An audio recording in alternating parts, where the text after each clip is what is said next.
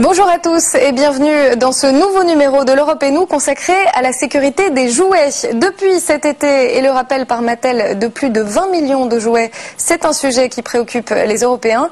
Avec nous pour en parler, la députée européenne allemande Evelyne Gebhardt, bonjour. Bonjour. Vous êtes députée européenne socialiste depuis 13 ans et vous avez fait dernièrement une proposition de résolution pour une nouvelle directive sur les jouets dangereux. Avant d'évoquer ce sujet, quelques chiffres clés. En Europe, 75% des jouets vendus viennent de Chine, plus précisément dans la région du Guangdong, qui est devenue l'usine mondiale du jouet. En France, 160 millions de jouets sont vendus chaque année. En 2006, la répression des fraudes a contrôlé 5500 jouets en magasin, 600 ont été envoyés en laboratoire et lors des tests, 18% se sont révélés dangereux. Certains jouets passent donc à travers les mailles du filet. Tout de suite, Sébastien Maillard nous explique ce que fait l'Union européenne pour protéger ses consommateurs.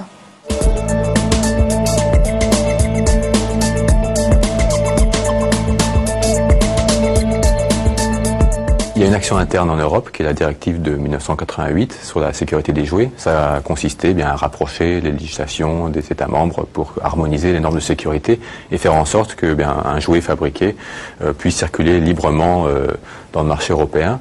La contrepartie, c'est qu'une fois que ce produit est admis, il faut bien sûr être sûr qu'il réponde aux normes. Et donc c'est pour ça qu'on a mis en place, mais là très tardivement, depuis seulement 2004, le système qu'on appelle RAPEX, système d'alerte rapide. Et ça consiste à ce que chaque État membre notifie à la Commission européenne les produits, souvent des jouets en l'occurrence, mais aussi ça peut être des produits électroménagers, enfin tout ce qui est hors alimentaire ou pharmaceutique, qui eux ont leurs propres agences.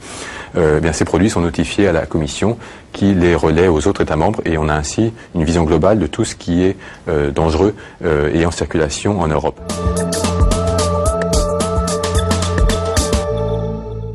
Pour améliorer la sécurité des jouets, l'Union européenne a donc harmonisé les normes existantes dans les différents pays. À chaque État membre, ensuite, de s'assurer qu'elles sont bien respectées.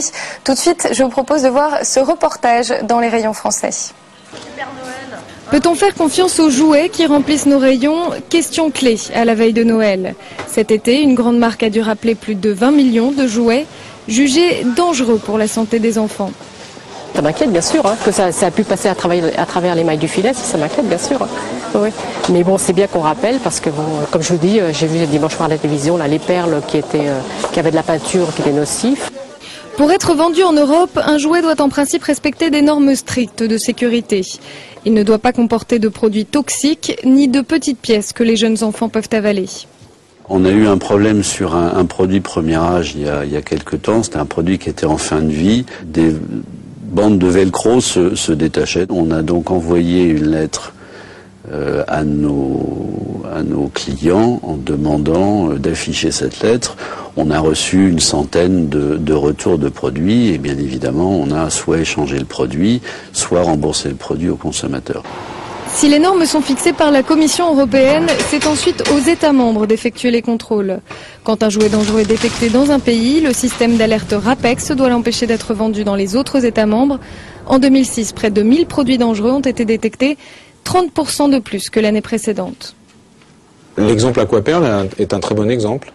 On a d'abord eu une information de la part du professionnel qui indiquait que certains de ces produits n'étaient pas conformes, présentaient un danger. On l'a diffusé à l'ensemble des États membres et l'ensemble des autres États membres, en même temps, quasiment instantanément, ont pu vérifier aussi sur leur territoire si ils avaient le produit de commercialisé. Sous la pression de l'Union européenne, la Chine a supprimé 750 licences d'exportation depuis cet été.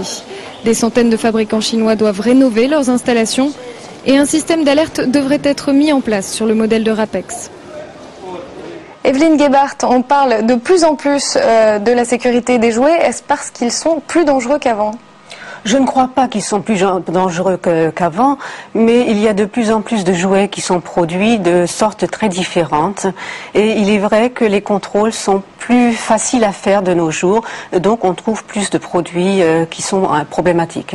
Parce qu'on l'a vu, 75% des produits vendus en Europe viennent de Chine, en tout cas pour les jouets. Est-ce que ce n'est pas justement plus difficile de les contrôler ? C'est plus difficile à contrôler, bien sûr, parce que ils sont produits en Chine. Le sigle CE est un sigle qui est contrôlé par les entreprises elles-mêmes, donc il n'y a pas de contrôle externe. Alors là, vous parlez du marquage CE, est-ce qu'il protège les consommateurs ? Ce n'est pas un sigle de protection des consommateurs et c'est ça le problème parce que beaucoup de gens croient que c'est le cas et moi ce que je demande c'est que ce sigle CE devienne un réel sigle de protection des consommateurs.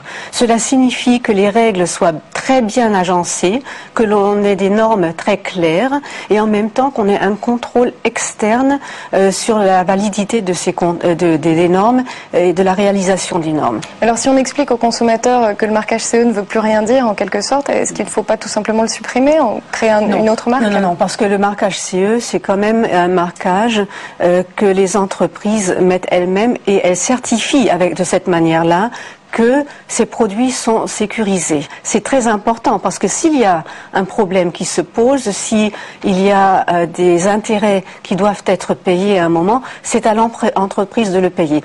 Mais pour le futur, il vaudrait mieux avoir un sigle commun européen sûr de protection. Alors on l'a vu, la sécurité de ces produits, des jouets, préoccupe beaucoup les consommateurs. Je vous propose tout de suite d'écouter la question d'une cliente rencontrée pendant ses achats. Bonjour, alors ma question, comment faire pour améliorer encore plus la sécurité des jouets, surtout pour les jeunes enfants?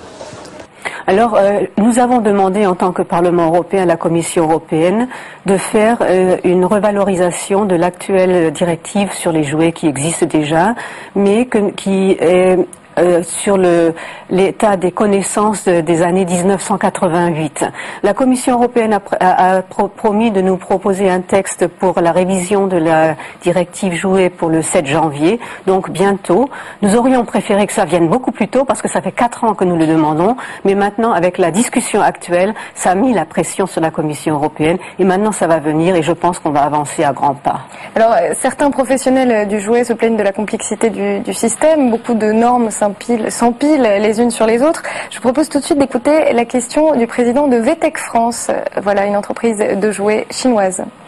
Une question, pourquoi au lieu de renforcer des normes existantes, ne pas essayer de renforcer plutôt les contrôles au moment de l'arrivée des produits sur le marché européen ? En effet, nous devons inciter les États membres à faire plus de contrôles à l'importation pour que l'on soit vraiment sûr des produits que l'on rentre. Bien sûr, on ne peut pas tout contrôler, mais on doit faire des contrôles beaucoup plus approfondis quand il s'agit, par exemple, de la protection des enfants sur les jouets, par exemple.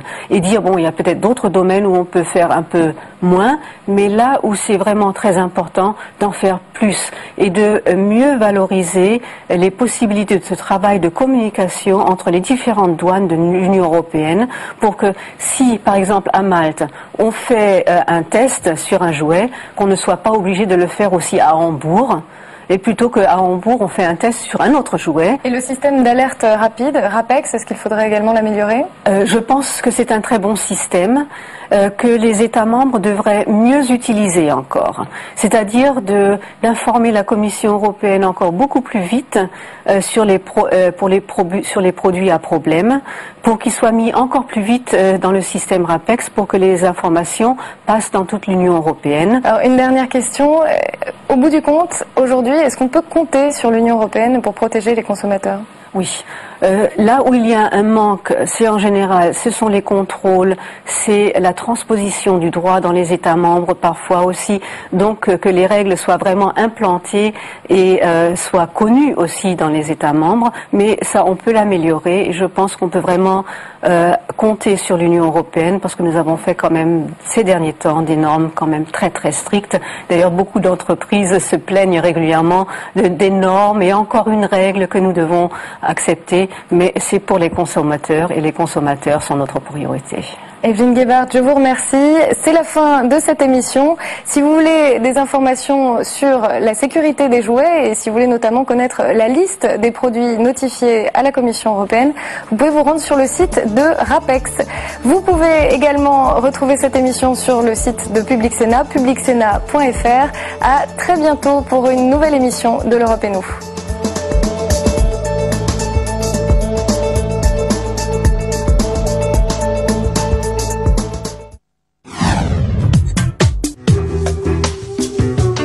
Face à nous, chaque semaine, durant 45 minutes sur Public Sénat, c'est un homme ou une femme politique qui se prête au jeu serré et le plus réactif possible des questions-réponses. Avec moi sur le plateau, plusieurs journalistes de la presse écrite pour relancer l'invité, aller bien sûr au fond des dossiers, mais également aller chercher la petite phrase. Il s'agit d'animer le débat d'idées. Face à nous, présenté par Michel Grossior, c'est tous les mercredis en direct à 18h45 sur Public Sénat.